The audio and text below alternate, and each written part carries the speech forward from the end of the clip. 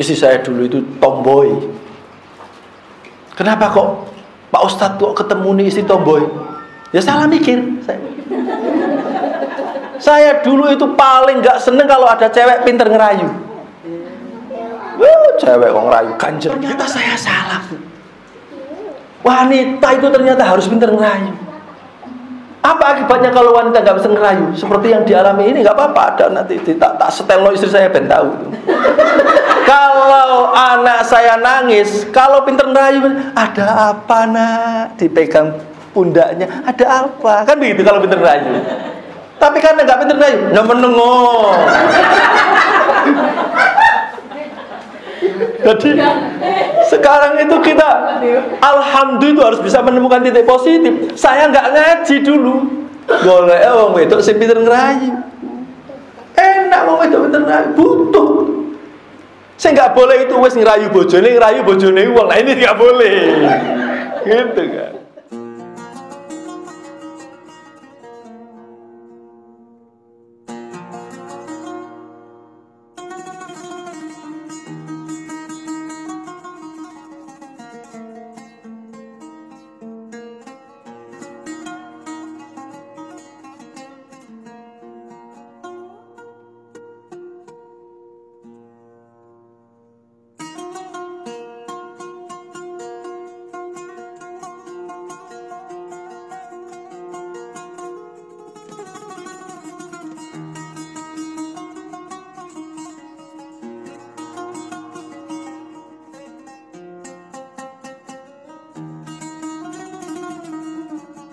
Assalamualaikum warahmatullahi wabarakatuh.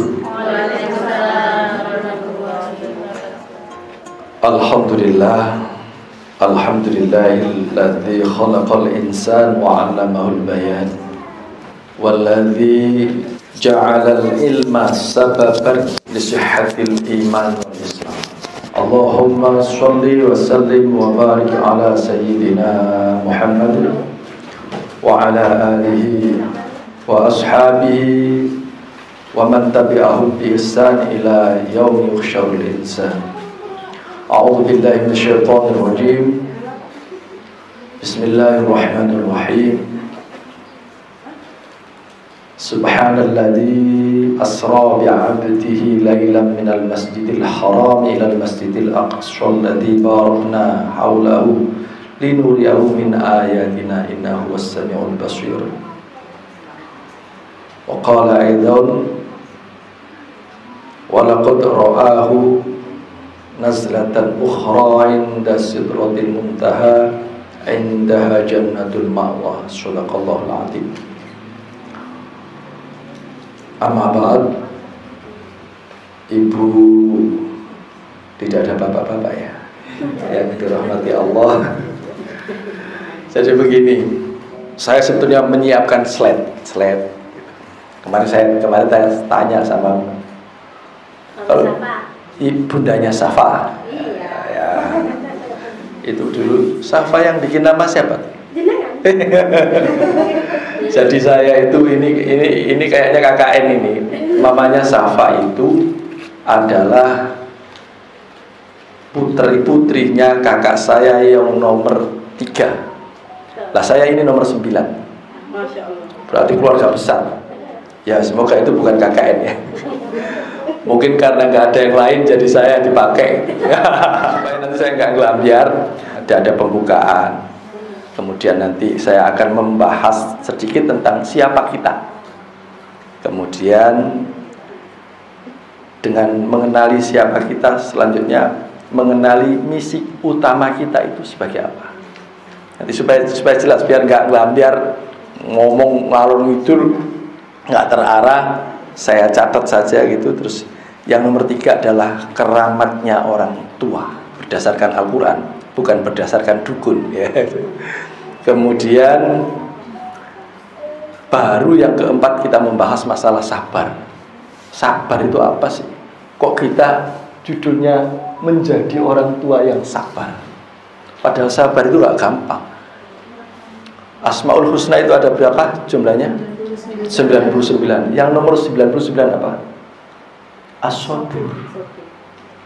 Itu menunjukkan bahwa sabar itu nggak gampang. Jurus pamungkas itu lulus. Jadi supaya bisa sabar itu ngajinya harus lulus Asmaul Husna yang 89 itu, baru bisa dikatakan sabar. Nah, nanti kita bahas. Kemudian setelah kita bahas, kita evaluasi diri kita ini selama ini bagaimana, baik ngadepi bayi kecil maupun bayi gede. Kan bayi kecil ya Mimi, bayi gede ya Mimi. Itu bayi gede itu kadang-kadang lebih repot daripada bayi kecil. Trik aplikasinya bagaimana? Kemudian kita tutup dengan kesimpulan dan doa. Baik, kita sekarang membahas masalah kalau kita ditanya sebetulnya kita ini ingin bahagia atau tidak? Gitu, semua kan? Siapa yang tidak ingin bahagia? Tidak ada. Kalau kita ingin bahagia, itu syarat yang sudah ditunjukkan oleh Allah adalah apa, Bu? Ada yang tahu? Syukur. Ini yang menyampaikan Allah yang tidak pernah bohong. Kalau engkau bisa bersyukur, maka engkau akan ditambahkan kebahagiaannya. La in syakartum la azidannakum. Yang ditambahkan itu kebahagiaannya. Bapak-bapak juga kadang-kadang ya, kadang-kadang salah makna. Lo kalau istri satu disyukuri maka akan ditambah 2. Tidak begitu. Kalau istri satu, apapun adanya istri itu, kemudian kita syukuri, maka kita akan bahagia. Bapak suami jenengan, apapun adanya saat ini, itu udah takdir jenengan. Punya suami modelnya kayak gitu, itu udah takdir jenengan. Nggak perlu diproses tak buah tak golek lian juga. Itu namanya kafartum, itu nanti akan tersiksa. Hidup kita akan kemerungsung, malah nggak bahagia. Jadi yang ada itu kita syukur. Nah, syukur itu apa syukur? Kalau kita bersyukur itu apa yang kita ucapkan? Alhamdulillah. Alhamdulillah. Alhamdulillah artinya? Ya, nanti kita perbanyak diskusi aja. Jadi ini saya pancing-pancing saja dulu, nanti kita banyak. Jangan silakan tanya terkait materi yang saya sampaikan. Kalau kita bersyukur, bacaannya adalah alhamdulillah. Semua orang bisa ketika senang alhamdulillah. Yes. Senang. Alhamdulillah gitu, gampang gitu. Tapi itu kan tekstualnya, terjemahannya. Kalau yang kontekstualnya, prakteknya itu alhamdulillah itu dipisah, Bu. Alhamdu dan lillah. Alhamdu dan lillah. Sekarang apa alhamdu? Kan segala puji. Artinya apa? Segala yang terpuji. Kita nyekolahkan anak terpuji apa tidak? Ngelayani bojo terpuji apa tidak? Ramah dengan orang terpuji apa tidak? Mendirikan sekolah terpuji apa tidak? Kumpul ngaji begini terpuji apa tidak? Persoalannya, yang terpuji ini sudah betul-betul kita lillah atau belum? Nah, di situ kan kita kadang-kadang sudah terpuji, udah sedekah, pawas, umroh berkali-kali terpuji itu. Persoalannya sudah lillah apa belum? Sebab kalau tidak lelah pasti ketemunya lelah. Bikinkan sarapan kepada suami. Bu, aku susu kabeh, Bu. Akhirnya bikin sarapannya sampai gak mandi-mandi. Pokoknya tadi sholat subuh aja gak pakai mandi, gara-gara biar bikin sarapannya itu selesai, biar gitu. Sarapan apa kok sejak jam 4 kok gak selesai sampai jam 7. Akhirnya suaminya pergi, khawatir nanti ditunggu orang gak enak ini. Jadi kalau saya makan nanti ke acara telat, kalau nggak makan nggak enak sama istri. Diputuskanlah, istrinya jadi korban. Tapi nggak ngomong, lapar langsung pergi aja.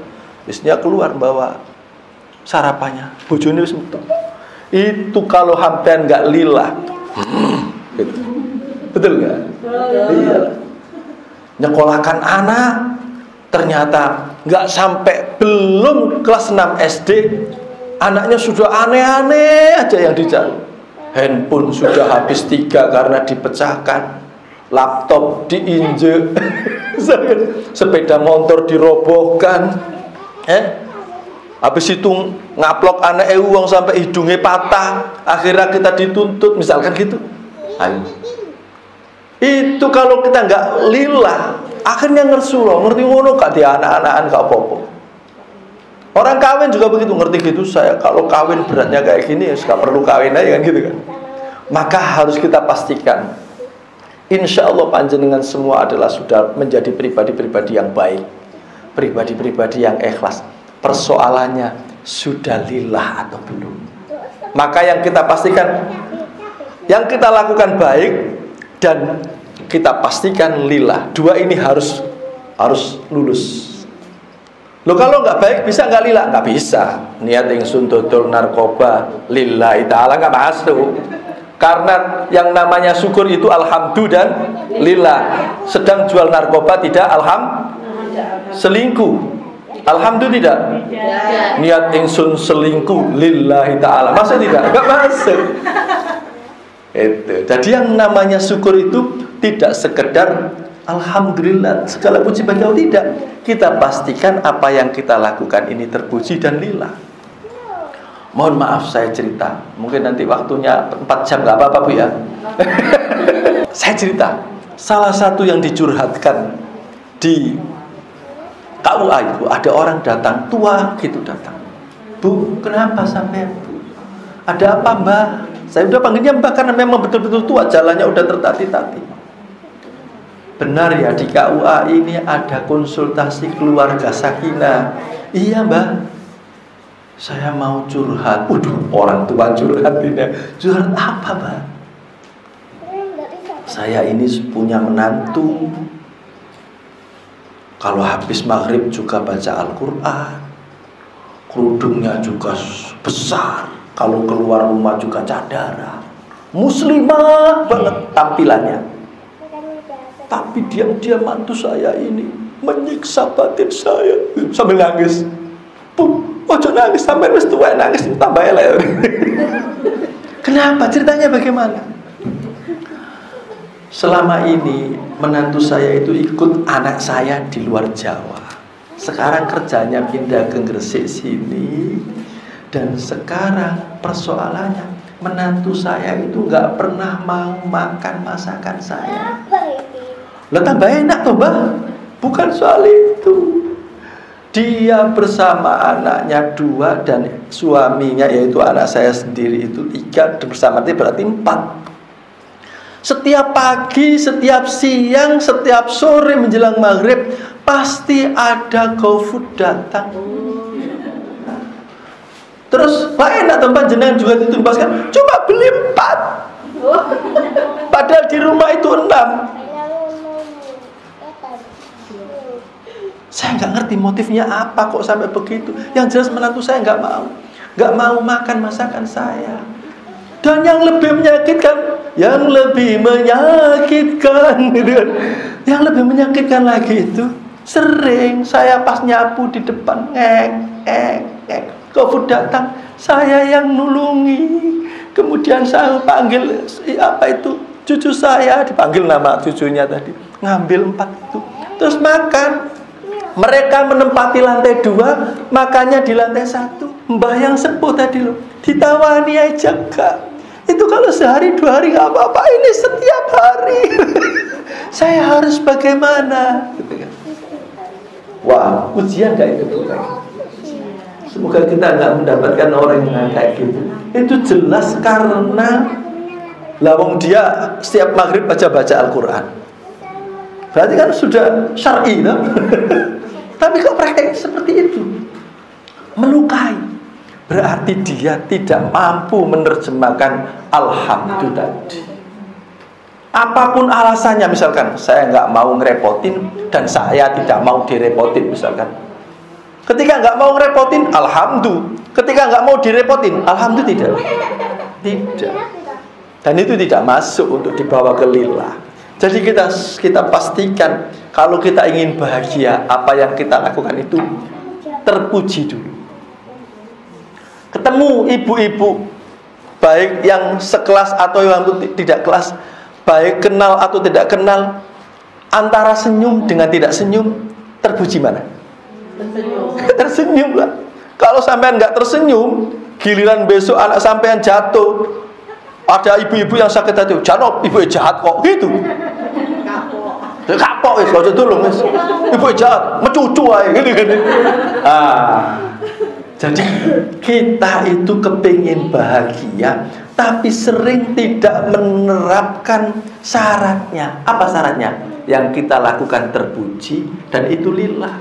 Yang namanya baik, nggak usah nunggu tahu orang tuanya, nggak usah nunggu tahu tetangganya, nggak usah nunggu tahu disyuting. Oh disyuting, ayo sing apik. Gak begitu. Harus betul-betul terpuji dan lillah. Maka supaya kita menjadi orang tua yang bahagia dalam rangka menyekolahkan anak ini, kita pastikan kita menyekolahkan ini niatnya terpuji. Karena mohon maaf, sejak dini, sebetulnya sejak sebelum sampai bikin, sejak sebelum nikah sebetulnya. Ya Allah, saya semoga punya anak-anak yang soleh-solehah sejak sebelum nikah. Lah kita yang ada, jangankan sebelum nikah, saat mau bikin aja lupa kok doanya. Iya tuh, kesuwen gitu kan. Saya survei Bu, saya survei. Kenapa ya dulu itu anak-anaknya kiai atau orang-orang zaman dulu itu kok bisa menciptakan apa itu, bisa meninggalkan generasi-generasi yang budi pekertinya markotok. Saya tanya, saya survei, ternyata orang dulu itu banyak yang begini Bu. Sebelum jatuh pernikahan, setelah lamaran jadi ya, kamu tak lamar jadi ya. Habis itu orang ini tirakan, yang ini yang ngatamnya Al-Quran, yang ini yang ngatamnya Al-Quran, sampai terjadi qabiltu nikaha wa tazwijha bil mahril madhkur. Orang ini dalam kondisi puasa. Begitu malam pertama, mereka itu buko dalam arti yang sesungguhnya. Kalau kita tidak, baru prawedding, itu sudah cipok-cipokan. Nah ini sebetulnya dimulai dari sini. Nanti jenengan setelah anak-anak kita ini sudah menjelang nikah, itu harus kita kawal Bu. Karena syarat untuk bisa menjadi bahagia itu, ya itu tadi, kita pastikan terpuji dan itu lillah, bukan demi mertua, bukan demi apa. Ini harus tahu betul. Kalau soal lillah itu nanti ada kaitannya untuk bisa menjadi sabar itu. Karena as-sabur tadi nomor 99 ya. Syaratnya itu harus ada ikhlas, harus ada syukur gitu. Harus ada kasih sayang gitu. Nah, kita doakan. Nah, langsung aja karena banyak ini. Baru satu poin kok sakmono akeh, kok ramari enggak iki kok.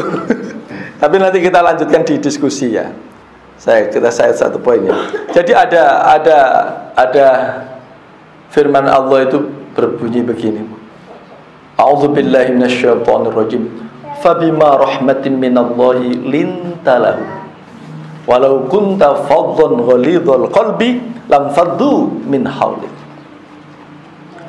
Hanya dengan sendepek nang Gusti Allah, mengharap rahmatnya Allah, kita akan mampu berbuat lemah lembut kepada siapapun termasuk anak-anak kita. Kalau kita kasar, walau kunta faddan ghalidhal qalbi, kalau kita kasar pendekatannya, lam faddu min haulik, anak-anak itu gak akan mendekat kepada kita, tapi lari. Enak lari. Enak. Orang lebih percaya kepada temannya daripada kepada orang tuanya. Ngeri. Sekarang yang terjadi, yang lagi rame, anaknya pejabat pajak menghajar anaknya bangser, maka dipecatlah dia dari jabatannya. Karena apa? Orangnya sukses, orang tuanya sukses, tapi anaknya bikin ulah. Kepingin gak jenengan begitu? Dah. Maka supaya bahagia. Saya ngomongnya supaya bahagia, sampean ngenter juga happy. Saya terus terang setiap pagi, wong istri saya nggak bisa naik sepeda motor, nggak bisa naik sepeda motor. Istri saya dulu itu tomboy. Kenapa kok Pak Ustadz kok ketemu nih istri tomboy? Ya salah mikir. Saya dulu itu paling nggak seneng kalau ada cewek pinter ngerayu. Cewek kok ngerayu ganjen, gitu tak jauhi. Ada anak tomboy. Nah ini nggak usah ngerayu nih, jelas. Jadi kalau tak nikah iklim ayo nikah gitu. Ternyata saya salah. Wanita itu ternyata harus pinter ngerayu. Apa akibatnya kalau wanita nggak bisa ngerayu? Seperti yang dialami ini, nggak apa-apa, ada nanti tak setel lo istri saya ben tahu. Kalau anak saya nangis, kalau pinter ngerayu, ada apa nak? Dipegang pundaknya, ada apa? Kan begitu kalau pinter ngerayu. Tapi karena nggak pinter ngerayu, menengok.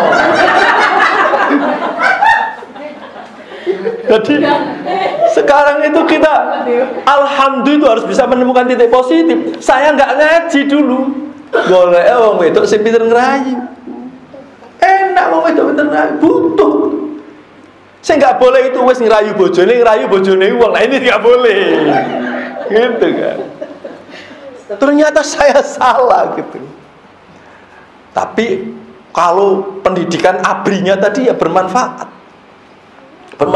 untuk anak saya. Kalau maghrib kalau saya yang ngomong karena orang yang lembek, nah maghrib jangan pegang HP sampai isya, baca Quran lah, gitu kan. Kalau saya yang ngomong masih berani nyolong taruh kabelnya HP, Bismillahirrahmanirrahim. Jadi ada manfaatnya juga. Baik, sekarang kalau soal karakternya orang memang beda-beda ya. Yang penting prinsip ini yang nggak boleh beda. Niat nyekolahkan anak jangan pernah dengan niat supaya dia pinter, jangan. Jangan menyekolahkan supaya dia dapat pekerjaan, jangan. Kalau kesana arahnya, wista akan banyak seperti yang sekarang terjadi. Saya tanya jenengan jujur saja. Nanti kalau nggak berkenan nggak akan saya posting itu, saya edit itu. Indonesia ini sedang baik-baik saja atau tidak? Ya. Yang kenceng, Indonesia ini sedang baik-baik saja atau tidak? Ya. Tolong disuting, Pak. Karena sampai semua jawabnya tidak, maka saya juga ikut jamiah. Memang tidak sedang baik-baik saja. Pertanyaannya, nggak baiknya itu kekurangan orang pintar apa kekurangan orang benar? Kalau orang bilang Indonesia nggak ada orang pintar, salah. Banyak. Diadu dengan seluruh dunia. Kalau seandainya dijejer, di baris, profesor paling panjang barisannya itu Indonesia.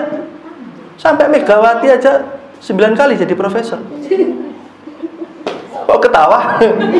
Karena sampai mirip kan? Enggak. Maaf, guyon. Enggak, salah. Enggak, maaf ya, guyon. Udah. Ya. Kalau jadi gini, Rasulullah itu pernah ngendika begini. Inna min khiyari ummati yadhakuna jahran min saati rahmatillah. Salah satu ciri umat terpilih, salah satu ciri umatku yang terpilih adalah kalau ketawa lepas. Gitu nggak apa-apa. Bukan dipekek-pekek dan bukan mencucu. Sampean kepengin dianggap umat Rasulullah apa tidak? Maka jangan mencucu. Yang kesini setengah senti, kesini setengah senti. Gitu. Saya karena nggak ganteng, saya tutupi dengan ceria aja, Mbak. Nggak ketawa. Tapi ya karena dasarnya itu tadi. Niatnya bukan tebar pesona, tapi alhamdulillah. Insya Allah orang yang ceria lebih terpuji daripada orang mencucu. Setuju tidak? Setuju. Kembali ke tadi. Indonesia tidak sedang kekurangan orang pintar, tapi kekurangan orang kurang kenceng. Indonesia tidak sedang kekurangan orang pintar, tapi kekurangan orang benar. Maka jenengan tata supaya bahagia, nyekolahkan anak itu niatnya adalah untuk menyempurnakan akhlaknya anak. Sekarang sekolahan-sekolahan yang ada mahal harganya. Yang dicari apanya? Gitu. Itu karena, ya itu tadi, akhirnya kalau kita tidak terpuji, ya lelah. Bayari larang, anaknya gak terpuji. Sampai orang tua dicelup apa? Oh no. Nah, kita jangan salah niat. Maka udah sekolah yang pokoknya yang penting sekolah dikawal agamanya, doanya yang kenceng. Biar jadi sabar, biar jadi syukur, biar jadi ikhlas, biar jadi bahagia. Katanya kepingin bahagia. Tapi hari ini hari banyak orang yang tidak mengarah katanya kepingin bahagia, tapi jalan tempuhnya tidak menuju ke bahagia. Kalau bahagia syaratnya itu tadi, alhamdulillah. Maka pastikan, mumpung adik-adik masih, anak-anak masih kecil, pastikan niat kita nggak salah. Kalau Rasulullah diutus untuk apa? Innama bu'istu liutammima makarimal akhlak. Aku diutus untuk menyempurnakan akhlak. Kenapa bahasanya menyempurnakan? Pada diri anak kita sudah punya akhlak, tinggal disempurnakan lewat sekolah. Untuk apa sekolah mahal-mahal? Pulang sekolah, sholat masih dicuru. Salah niat. Maka karena Rasulullah itu diutus untuk menyempurnakan akhlak, maka tugas kita menyekolahkan anak juga untuk menyempurnakan akhlak. Itu harus selesai. Kalau nggak selesai, ya. Sekarang pengenalan siapa kita. Di sini ada yang kelahiran 46 sampai 64? Nggak ada ya? Nggak ada. Karena generasi itu disebut baby boomer. Baby boomer salah satu maksudnya ya mereka itu lahir di saat banyak bom. Bisa. Atau maksudnya orang yang kelahiran 46. Di sini kan udah pasti nggak ada ya. 46 sampai 64 nggak ada ya.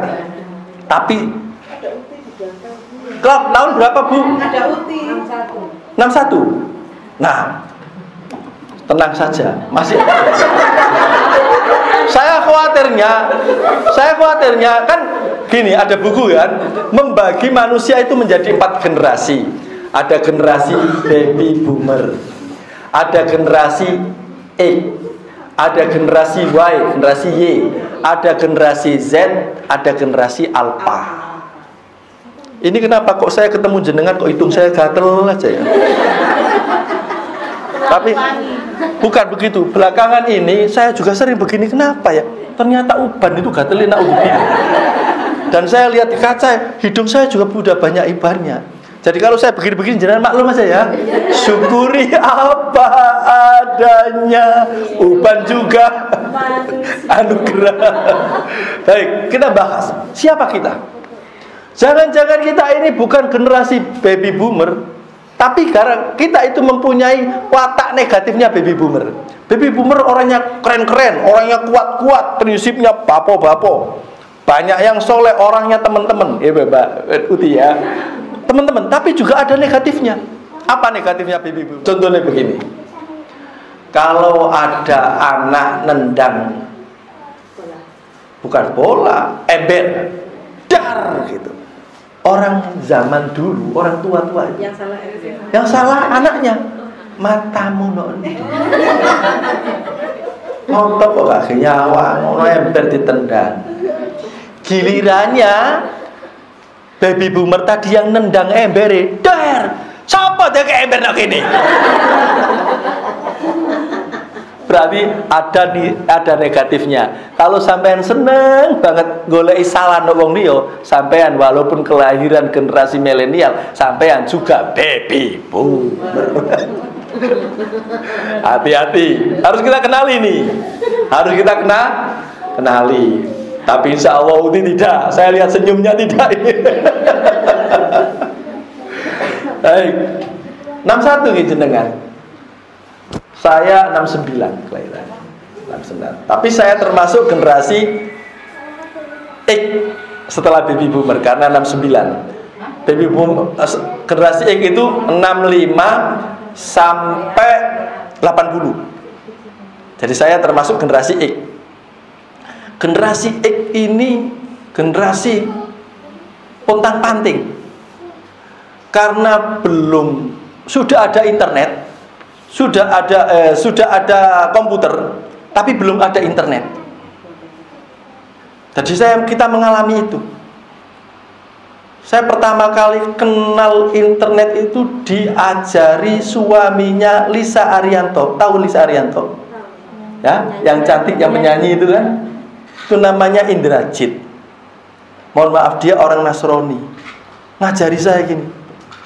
Halo, di sini ada yang dari pesantren. Ya saya ngacung, saya. Sampai dari pesantren, saya dari agama Kristen. Baik, di pesantren ada nggak diajari cara mencari ayat secara cepat waktu itu? Tahun 1999. Saya dapat penghargaan pemuda pelopor karena menemukan sesuatu gitu kan. Jadi dikumpulkan Pak Imam Utomo waktu itu, kemudian dididik untuk kenal internet. Waktu mulai ada internet. Ternyata saya kalah cepat dengan Pak Indrajit tadi dalam mencari ayat Al-Quran. Karena saya menggunakan kitab Fathur Rahman, beliau menggunakan internet. Nah saya baru, saya harus bisa internet. Kelahiran 80 sampai 2010 ada di sini. Jenengan semua ini generasi tapi generasi milenial juga disebut generasi galau. Kenapa disebut generasi galau? Nek nyekel handphone, khawatir diomeng bojo. Betul? Khawatir nek saya kumpul mbek marotua, khawatir diomeng marotua, mantu kok nyekel handphone. Bojo juga kadang-kadang enggak usah ngomong. Matanya udah kelihatan. Handphone itu kan. Sing suami juga gitu. Sing suami ngene-ngene. Nek istri itu enggak dipekek tapi Ustaz ya, jelek kan handphone kata-kata gitu. Karena menurut Yai Anwar Zaid itu wanita itu dulu juga brengosen. Gara-gara omongene akeh, tek-tek brengose rontok gitu. Generasi Y, jenengan ini generasi Y. Sudah kenal internet ya. Tapi ilmunya khawatir kalah dengan generasi Z. Tahun 2010 ke sini itu generasi Z. Internet sudah di tangan. Nah, keuntungannya Uti yang baby boomer, generasi X ya, generasi X. Kemudian generasi Y ini mengalami semuanya. Nah, anak-anak kita yang Z, yang 2010 tadi itu nggak mengalami masa-masa kita dulu. Jadi pengalaman-pengalaman tempo dulu tidak cukup untuk mendidik anak ini. Karena mereka sudah lihatnya ini. Anak saya yang TK, saya ngertinya kamu nanya, kamu bertanya-tanya. Itu saya itu apa ya, ratu kok ngono batinku. Gak ngerti saya. Jadi Ratu, ibu kemana nak? Kamu nanya, kamu bertanya-tanya. Sami Allahu liman hamidah. Setelah saya buka itu, oh ternyata niru arek iki ta. Berarti mereka belajarnya dari sini. Artinya kekuatan kita untuk ngerangkul mereka itu sudah kuangkalan. Nah, di situ nanti kita ketemu. Wasta'inu bis-sabri was-shalah. Mintalah pertolongan kepada Allah bis-sabri dengan memanage sabar, was-shalah dan tetap melakukan shalah.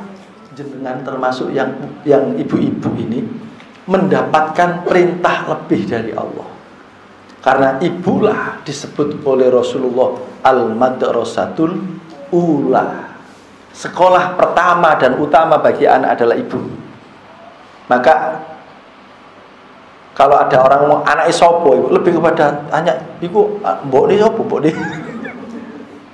Anak Pak gak jauh mbok ni paling ngono. Karena terbentuknya madrasatul ula di situ. Dan wanita itu hebat. Di dalam Al-Qur'an ada surat An-Nisa tapi tidak ada surat Ar-Rijal. Ada surat wanita tapi tidak ada surat laki-laki. Di mata suami, kata Rasul, wanita itu adalah imadul waton, tiangnya negara. Wanita adalah tiangnya negara. Tanpa tiang coba Anda bayangkan. Wanita adalah tiang negara. Pejabat banyak yang hancur kalau bojone boros. Setiap harinya ngetoki kuku nang salon. Noto alise, tanganmu nondi, noto alise kok terus ya sekali 1 bulan sekali nggak apa-apa, lumrah ya. Memang wanita harus dipoles seperti itu untuk mempertahankan eksistensinya biar suami tidak direbut orang. Boleh. Itu alhamdulillah. Yang penting niatnya berpoles tadi untuk memikat suami, bukan memikat suami orang. Enggak apa-apa, itu alhamdulillah. Dan yang penting lillah. Itu harus lulus. Minimal dari apa yang saya sampaikan tadi, satu ini alhamdulillah dan lillah itu sampai ingat-ingat betul. Karena banyak orang kepleset di sini. Betul ulah. Ada ibu kota di mata negara, ada ibu kota tapi tidak ada bapak kota. Ada bupati tapi tidak ada pak bupati. Ada ibu pertiwi tidak ada bapak pertiwo. Enggak ada. Soal derajat kata Rasulullah 3 tingkat dibanding ayah. Ada nyanyiannya gitu. Ibu engkaulah wanita yang mulia, derajatmu 3 tingkat dibanding ayah. Melahirkan lagi, hamil lagi, melahirkan lagi. 3 tingkat. Kalau Rasul, kalau saya hormat salaman kepada siapa? Kepada ibu dulu, baru bapak. Berarti luar biasa wanita ini. Nah, kalau jenengan ikuti ceramahnya Aisyah Dahlan, ternyata otaknya wanita itu lebih kompleks daripada laki-laki. Wanita itu bisa sambil goreng remote phone, nambahi jeruk, ngekei uyah, itu bisa. Karena otaknya lebih kompleks. Kalau laki-laki itu satu jalur. Nek jelok handphone ngene, celuk. Ayah, gak serius boleh, gak krungu. Kata Aisyah Dahlan yang ahli otak itu. Nah, sampai ikuti aja itu, bagus-bagus itu. Nah, artinya jenengan ini potensinya luar biasa. Lupa, ada opo? Kok dibekno nang wong wedok kabeh? Lho sampai ngersulo. Laka alhamdulillah. Ya ada potensi kayak gini, lillah. Biasa. High gain, high rise. Kalau tambahnya banyak, resikonya juga banyak. Orang yang dagang untungnya besar, biasanya resikonya juga besar. Di neraka itu kebanyakan wanita. Karena tidak mampu mengenali dirinya. Kalau mampu mengenali dirinya, saya diberikan sarana lebih untuk lillah dibanding laki-laki. Oh, maju. Seneng, bahagia. Gitu kan. Jadi tugas utamanya apa? Misi utamanya. Satu ayat ini terakhir, nanti kita diskusi aja selebihnya. Ada di dalam surat An-Nisa tadi, ayat 9, dengan bisa buka. Bismillahirrahmanirrahim. Wal yakhshal ladzina law taraku min khalfihim dzurriyyatan dhi'afa.